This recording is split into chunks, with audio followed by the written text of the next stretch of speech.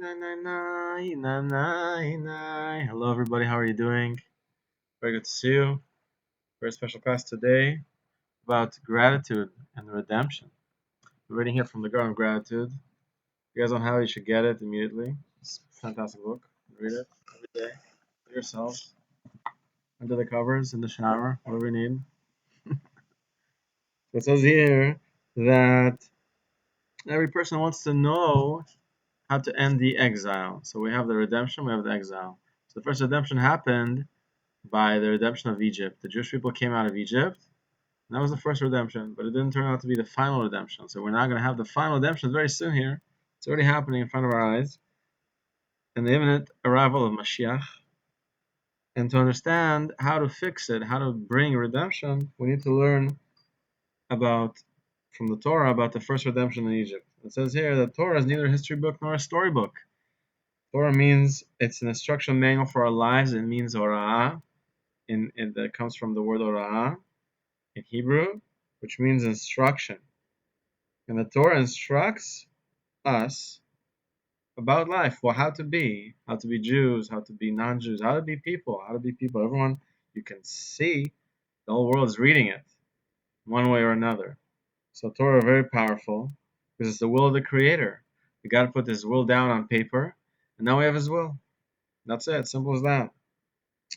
For you, for every person, the will is His essence. So for God, the same. His will is His essence. We can touch God. He touches His essence from reading the Torah.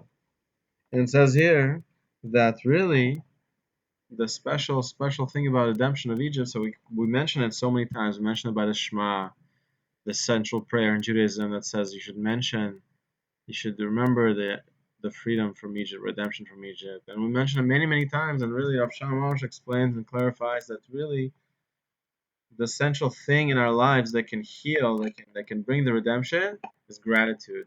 The Rambam the Maimonides explains also that if people had gratitude and thanked God for the good and the challenging things, they would have redemption immediately. We can see that the redemption, the gratitude, brings about the person to be happy. Because if you realize how many good things you have in your life, you become so happy. And that basis, the foundation of gratitude, allows you to really charge forward and continue going. Every class I do over here, I don't want to do it, first of all. I don't. Second of all, there's a lot of fear. Oh, what if you don't do it right? You don't know what you're talking about. Or you don't know what to talk about. And third thing, there's doubt. What if these classes don't really bring you to anything or don't help other people? And the fourth thing is, I'd rather go sleep. Maybe it's not the right time. Tomorrow. I'll do it tomorrow. And all these things, are attitude. The attitude is gratitude. You thank Hashem. Thank God I have so much.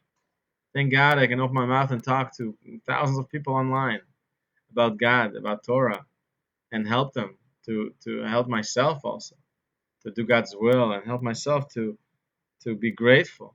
And that happiness that gratitude brings, as I've talked about many, many times in the gratitude challenge and all the things we did together, the happiness is unmatched by anything else. The happiness comes from your will.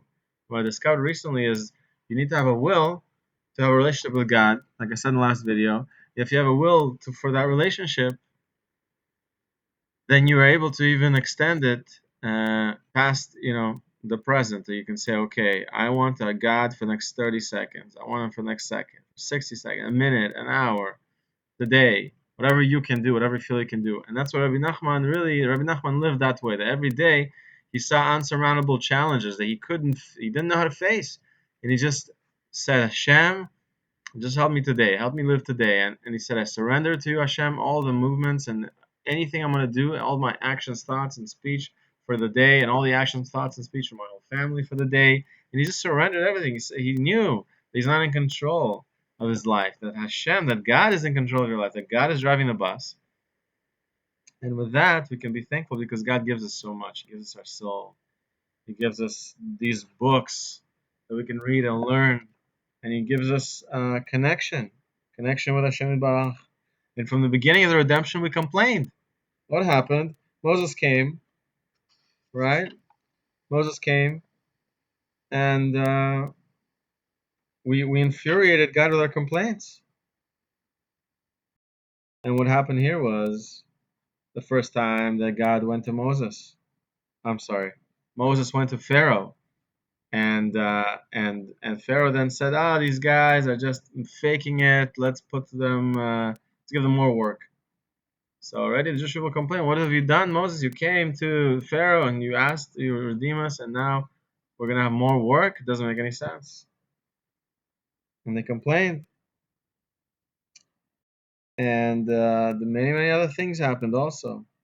The next, when we came out of Egypt, right? For all the makot, God's mighty hand, they did all these. They just flattened out, destroyed the Egypt in every way imaginable. Their people and their cattle and their livelihood and the Nile and their houses and the security, and darkness came and just flat out showed that God is in control of this world and the next world and everything. All the animals and plants and organic things, right? And when we came by the sea, the Jewish people complained again. They said, "What? You've taken us out for graves to be buried here? We couldn't have plenty of graves in Egypt. You could have buried us there. Why are you doing this to us?" And there was clearly a lot of difficulty. But Rav Shalom explains that gratitude is not contingent on lofty spiritual heights, but rather on something very basic. Because a decent human being will express gratitude and not forget all the kindness that God performs for him every single day, much less outright miracles. We learn that we're not really affected by outright miracles. People experience so much and they still complain.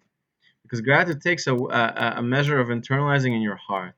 But the main thing that Rambam Maimonides explains that the reason we have the exile is because we didn't serve God with our heart, with our joy, right? We served God. We had the two temples, and we did everything to the letter of the law, and we performed every mitzvah commandment that we could do. But we didn't do it with our heart. We did it with the joy.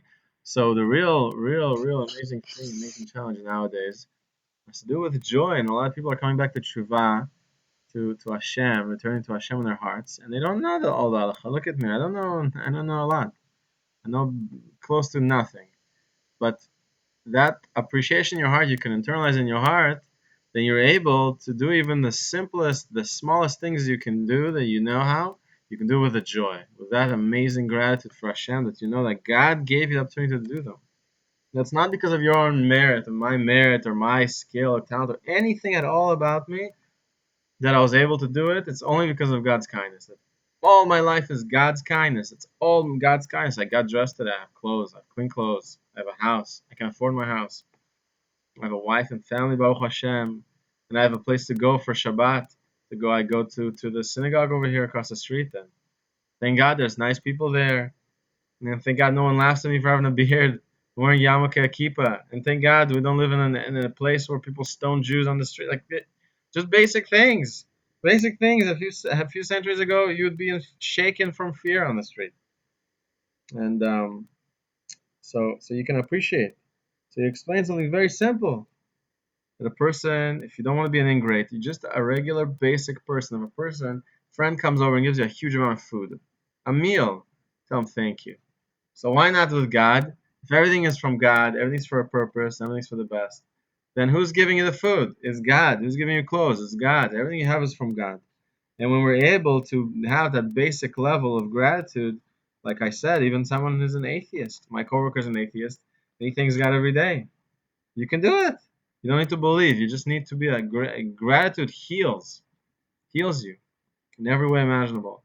One other amazing thing I learned this week is that when you have pain, you need to, from Rabbi Dror Moshe Cassouto, you need to attach the pain to Hashem's mercy. Say, this also is for the good. And you should be grateful for that pain that you're going through. Why? Because it's surely for the best. You're not going to see it now, but if this is part of your soul purpose, and you're going to get to the heights that you need to get to with your soul correction to fix the whole world, isn't this pain worth it? Yosef Atzadik, son of Jacob, was in prison 12 years. Then he became the ruler of Egypt. He helped us to be redeemed. Wasn't those 12 years worth it? It was. So my dear brothers and sisters, we have an amazing, successful week of connecting with Hashem, connecting everything through gratitude to God's mercy and seeing revealed miracles. Talk to you very soon.